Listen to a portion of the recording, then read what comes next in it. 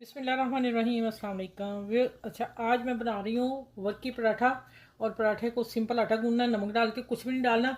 और उसको आधा घंटा छोड़ देना। आधा घंटा छोड़ने के बाद फिर मैंने पेड़े किए 10 पेड़े कट के रख लिए। 5 मिनट बाद फिर मैंने उसको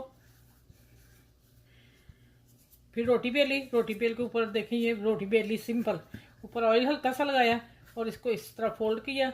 और यहाँ घी लगाना लगाए, नहीं तो नहीं, मैं नहीं लगा रही। ठीक है, ये हो गया। खुशका डाल दिया, इससे फिर इसकी हर परत लैदा हो जाएगी। ये मैं 10 पेड़े बनाए, 10 पेड़े मैंने इस तरह कर दिए। फिर मैंने इतने चौड़े करके 10 के 10 रख दिए।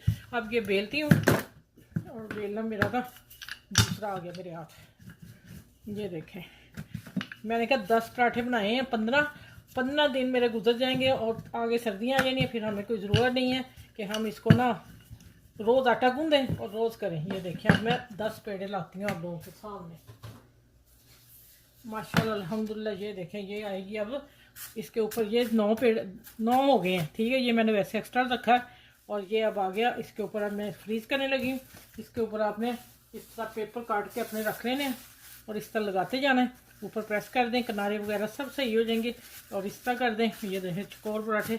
अब ये जा रहे हैं फ्रीज़र में और इसको पूरा दिन लगेगा, तो इंशाल्लाह मेरा 15-20 दिन गए। मैंने 15 पराठे बनाए हैं।